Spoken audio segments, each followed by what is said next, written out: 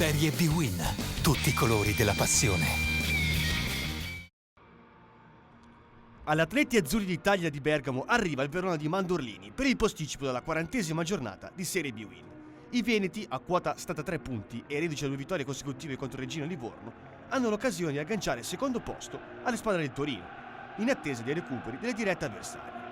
Per i seriani ultimi e matematicamente retrocessi è solo una questione di onore per cercare quella vittoria in casa che manca da lontano 1 novembre. Dirige l'incontro l'arbitro cervellera della sezione di Taranto.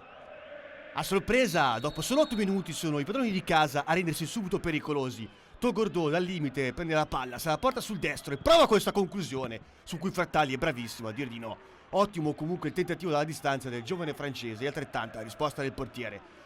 Dopo 10 minuti di studio, Verona prova a reagire, calcio d'angolo dalla sinistra. Bjelanovic di testa non trova la rete per questo salvataggio sulla linea d'Albino Leffe. Comunque bravissimo Bjelanovic nello stacco aereo. Dopo 20 minuti a sorpresa Albino Leffe passa in vantaggio, posizione di Cristiano, la palla arriva Girasole, che di testa insacca le spalle, grandissimo gol di Michael Girasole. Terzo gol stagionale del giovane centrocampista, classe 89. Dopo 20 minuti Albino Leffe 1, Verona 0. Il Verona parte subito all'assalto, abbatte dalla destra, prova a crossare per Bjelanovic, che di testa per un soffio manda la palla fuori. Ottima la reazione di Scaligeri, che per un soffio non trovano l'1-1. Le Pilier su punizione prova a sorprendere Tomasic, ma il tiro è troppo debole per impensierire il portiere. Ancora Le Pilier, prova questa volta dalla distanza. Tomasic non trattiene, ma poi si rifà, uscendo alla grande su Bjelanovic, grande intervento in uscita a salvare il risultato. Il Verona non demorde, lancio lungo dalle retrovie di Pugliese, torre di Bjelanovic, stop di Gomez e gol dell'1-1. Stagione straordinaria del giovane argentino che realizza la sua 13ª rete stagionale.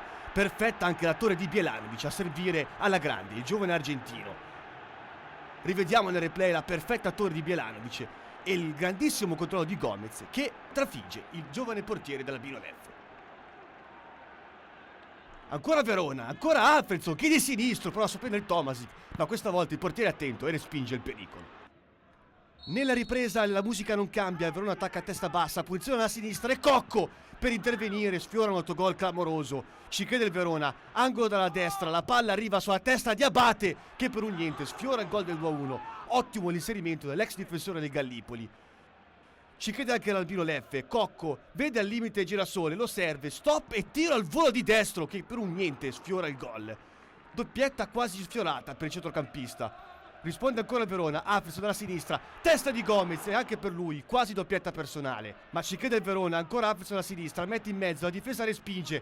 Arriva Russo che di destro prova il gol, ma un Dei di testa respinge alla grande. Continua l'assalto del Verona, Alfredson in mezzo dalla sinistra per Russo, miracolo di Tomasic, la palla poi arriva a Berettoni che lo trova il tapis vincente. Davvero straordinario il miracolo di Tomasic che nega ancora una volta la gioia del gol alla squadra di Mandorlini. Rivediamo il perfetto intervento sulla linea di Tomasic e poi Berettoni che non trova la via del gol. Ma il Verona non demorde, ci crede ancora, punizione dalla sinistra. Questa volta la palla arriva a Bjelanovic che ha 2 passi, trova ancora l'ennesima posizione di Tomasic. Davvero straordinario quest'oggi il portiere.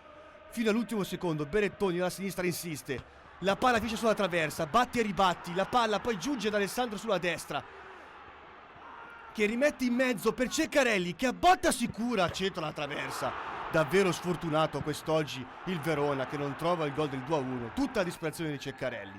Finisce qui, il Verona spreca un'occasione importantissima e non aggancia il Torino secondo in classifica.